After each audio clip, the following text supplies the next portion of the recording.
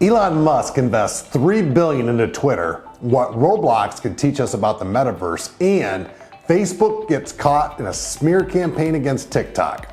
All this and more in this week's Fishbowl Friday.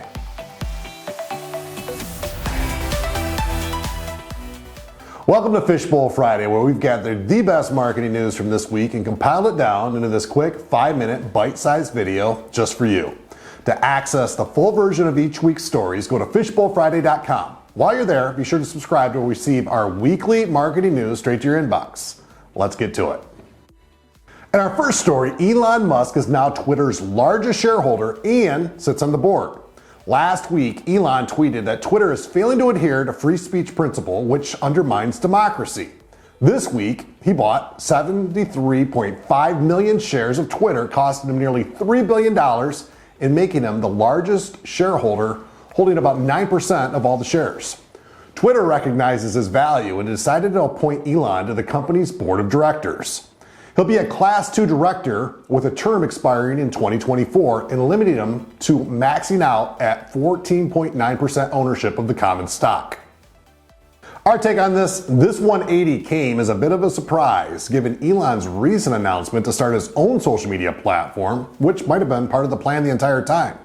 Maybe Elon looked at Trump's recent flop with the Truth platform and decided his time would be better spent influencing an established platform. In our next story, when I was a kid, I was obsessed with baseball cards. I would do chores to earn money that would 100% go to only buying baseball cards. Nothing was better than rifling through a package of Tops while trying to chew on the worst stick of gum ever made, all in the quest to find that one missing card I needed to complete that 792 card set. Kids these days, they have a different obsession they want to spend their allowance on. It's called Roblox, and not only is it raking in the money for in-app purchases, but it's also a great way to help understand what this metaverse that everyone's talking about but no one really understands might look like someday. If you're not familiar with the online platform, it allows users to play games and make games with other users. It's free to play, but like other online games, it offers in-app purchases using Robux, which is purchased with real dollars. Users can use these Robux to purchase assets like a new skin to change their character appearance or get objects such as an egg that will hatch into a pet they own. These assets can also be traded with other users as well. Roblox has 47 million daily active users, with 67% of those users under the age of 16. Our take on this, the metaverse that Mark Zuckerberg talks about is still in its infancy stage and years away from being adopted by the masses. That has not stopped brands like NASCAR, Nike, and Vans from starting to jockey for position in this virtual Wild West. Our guess is it will not take full form until this generation of Roblox users who have already adopted this form of interaction hold the purchasing power.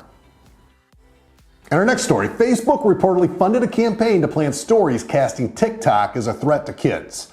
Last Wednesday, a Washington Post investigation found emails that Meta, Facebook's parent company, hired a political firm called Targeted Victory to smear TikTok.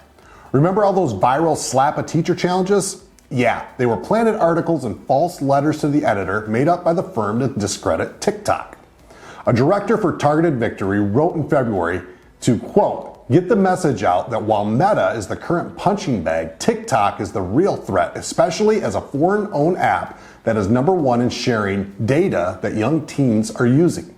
Facebook spokesperson Andy Stone told Insider, we all believe platforms, including TikTok, should face a level of scrutiny consistent with their growing success.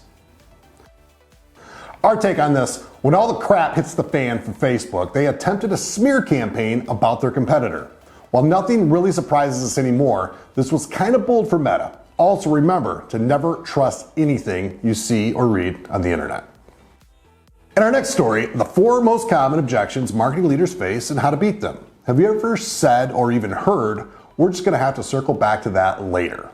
Doing something new, bold even, can make the people who write the checks a little gun shy to step out of their comfort zone.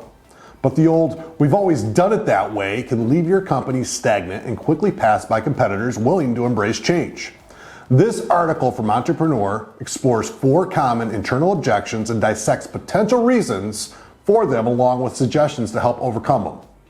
These objections include, we already tried that, it doesn't feel like us, We can't afford to do that, and why don't you run an experiment first? Our take on this, we're not telling you to get rid of what's working. If it's working, great. But change is inevitable, making it paramount to step outside your comfort zone, even if it requires some failures to move you forward. In additional marketing news, infographics are excellent tools for conveying an idea into an easy to digest visual. But before you create one and add it to your website, there are some things you should be aware of to make sure this helpful addition doesn't do you harm. Our friends at Visme have an infographic, get it, on the best tips to optimize your infographic images. There are tips for making sure to use descriptive captions, alt text, using the right file type and size can set you up for success for using infographics on your website. Trying to grow your Instagram followers? Aren't we all? You should make sure you're attracting the right audience of followers that will convert into real customers. Social Media Examiner created a helpful article to show you how to do this. It focuses on 3 Instagram marketing mistakes and how to avoid them. The mistakes they cover are 1. Not sharing enough of your expertise, 2. Relying too much on those selfies, and 3. Focusing on those growth hacks. Use their solutions to these common mistakes to help grow an Instagram following that will turn into actual customers. In our next story, a lawsuit against Meta for overstating Facebook's advertising audience gained a lot of momentum recently. Dismissing what was called a blunderbuss of objections by Meta, a judge ruled that small business owners who have purchased ads using the Facebook and Instagram ad platform since 2014 can band together and be part of a class action lawsuit against the company. This is no doubt another blow to the staggering tech giant. In case you were wondering, yes, blunderbuss is now our new favorite word.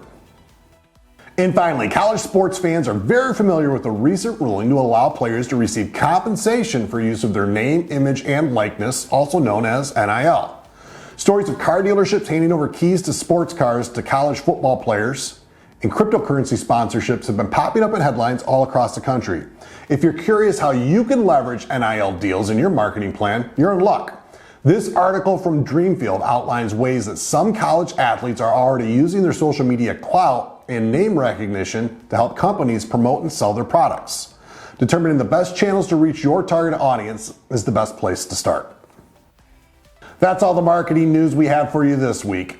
Don't forget to subscribe to receive all this marketing goodness straight to your inbox and access the full version of these stories and more at fishbowlfriday.com.